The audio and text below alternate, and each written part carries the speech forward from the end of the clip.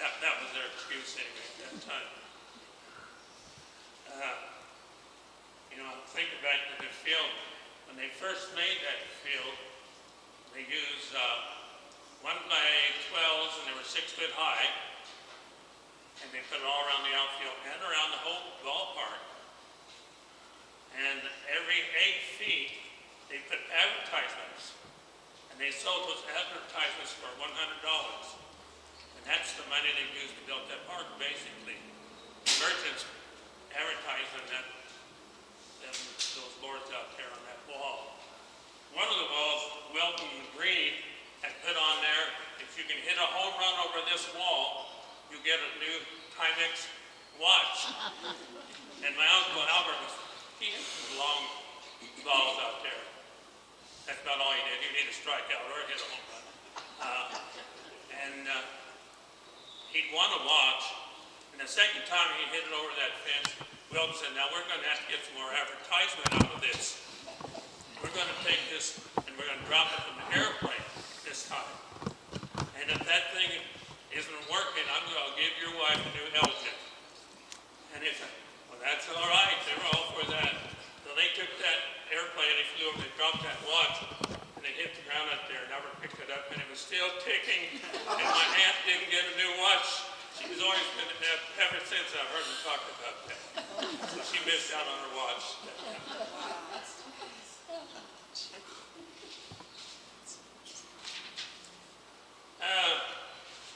I don't know, of course, there's lots of things over history about the ballparks, but I think things that kind of come to me, of course, we also had some really good softball teams back in those days.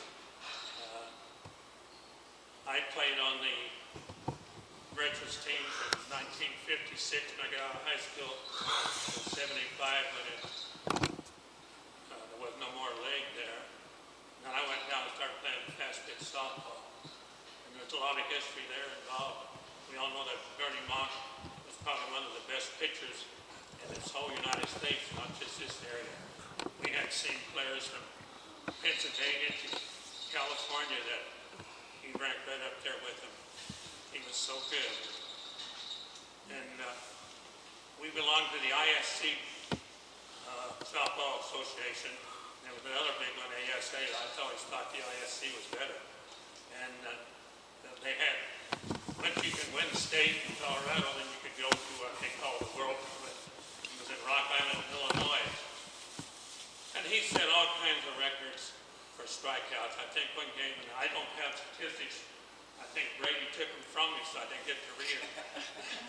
So I think he struck out 23 ball players in one game. If you think about it, softball is only 7 innings long, so he only faced 21 people. So when you strike out 23, that meant that we didn't get very many runs. He had to get some more innings. Those are nice, those ballparks. Really great, something I've never played in, that nice with seats all the way around and stuff. We went to Kimberly, Wisconsin, and we went on a different team. But then we had called Trail Liquor, was sponsored by Russ and John Abedia. That was a beautiful town we played. And those parks up there, I could not believe beer that two people drank up there. We sat up in the stands, and they're going along with carts, and they're taking beer, and they're throwing it up like footballs, and people drinking. If you look in the stands, they were probably a foot deep, just empty cans. But that's the thing, they drink a lot of beer up in that area. That's the thing I remember about that. But I think back to all the games and stuff we played. We had some terrific baseball players that come out of Lamar. We all know. Back in the old days, the one that I think had one is Gerald Bauer, probably one of the best ball players I've ever seen. And of course, Bernie Mock in softball, probably the best athlete I've ever seen was Mo Vallejos. He's still living in Lamar now. Of course, we had some young pitchers, right now, went out, but we've had some really good ball players. That's about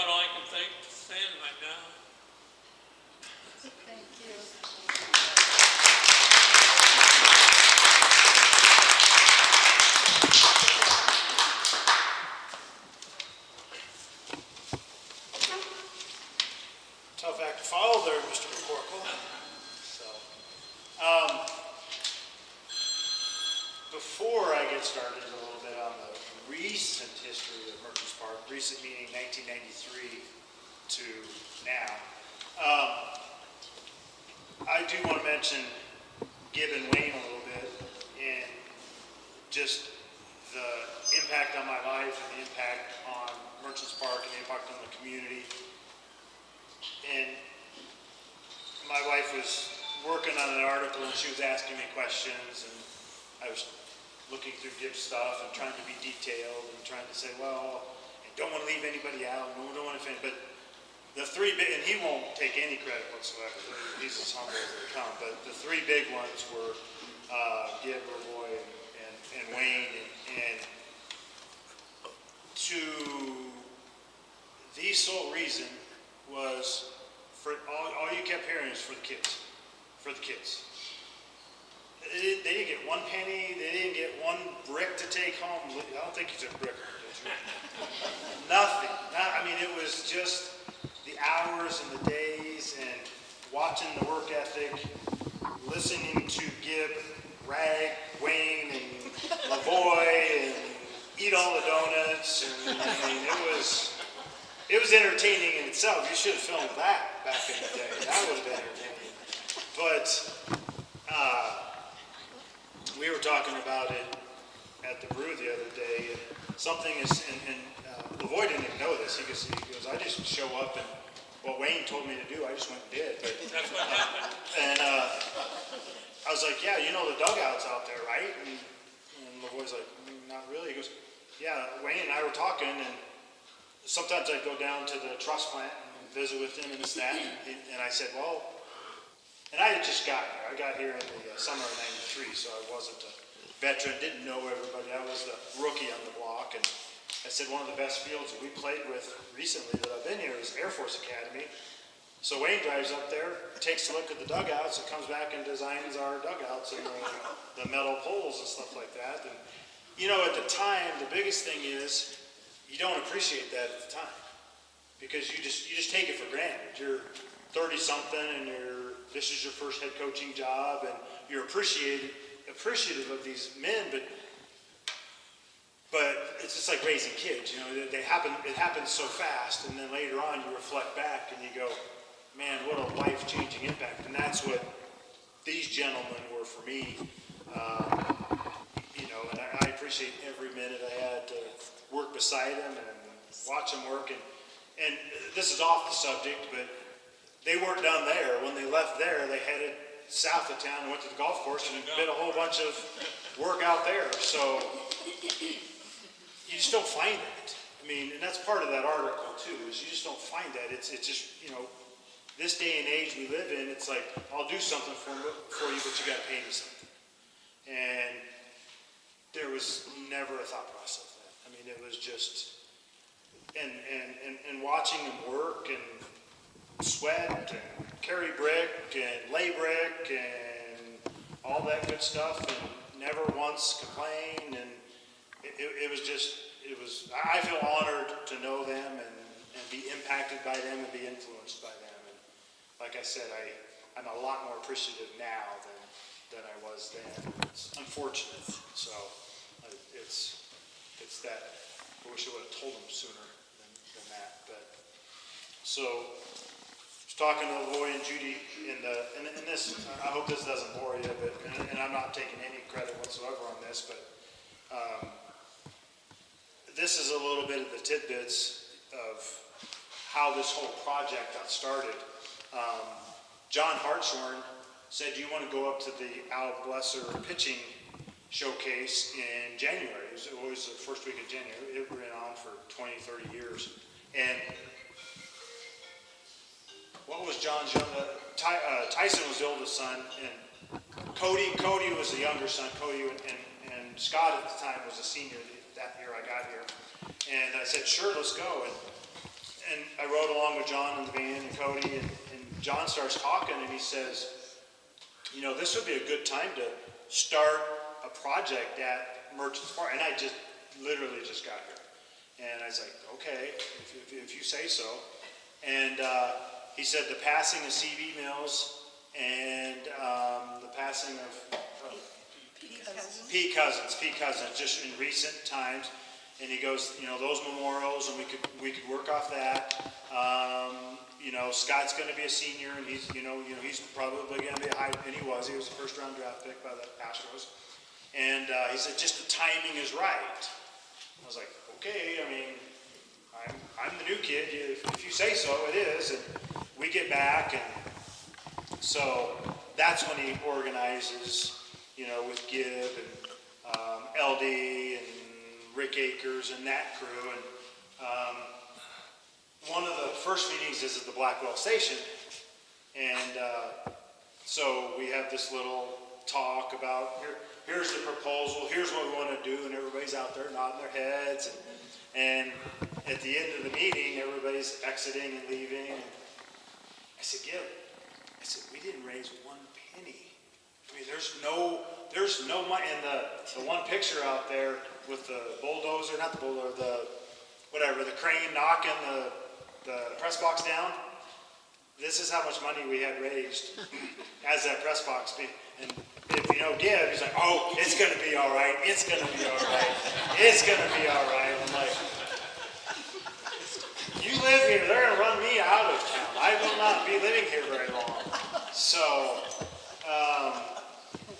it did get better. The schools donated too. The Lamar Community College, the public schools donated. Most of the banks donated. I was looking at the one sheet. I have the notebook of Gibb's notes and his script. He was a good penmanship dentist. I mean, I was kind of surprised. I could read it. So, but there was in that list. It might not be exact, complete, but there was like 28 personal donations and about 10, 11, 12 business bank donations to the park. And Carolyn mentioned it was $160,000 that was raised, and that's dollars. There was also a lot of, you know, if you bring a truck out, you know, a pickup truck out here, we'll donate the rock, we'll donate the gravel, the farmer bringing the big tractor and the blade to do things out there. But it was needed. It was needed. The park was ready to be renovated, and honestly, I mean, it was a collaborative event. Everybody kind of talked, and you know, there was actually a lot of dirt fill brought in behind home plate and stuff because everything used to be ground level. If you remember, the cars could go wherever they wanted, could park back by the home plate if they wanted to. So, you know, things like that. The wall, the elevation of the wall behind home plate, the dugout design, and the concept of, well, you want to be able to see over them, and everything like that, the press box design, the size, all those things. It was just kind of a group effort, and you know, the baseball players were hauling bricks over for the guys. One picture in there, Scott's in the dugout shoveling concrete in the dugouts, and it just, I hope we stay in that era of, you know, the barn building, help your neighbor, farmers get together, let's build something, because that was a special time, and I hope that doesn't go away. I hope we can continue to do that in Lamar. And the other day we were at the brew again, and these two get going. And if you want to know the history about Lamar, just let them go. I mean, we can turn the lights on and order breakfast and get lunch for tomorrow because they can go. And Carolyn said, like, if you wanted something done, you got people together, and they went out and they did it. They put it together. They built that, and you know, we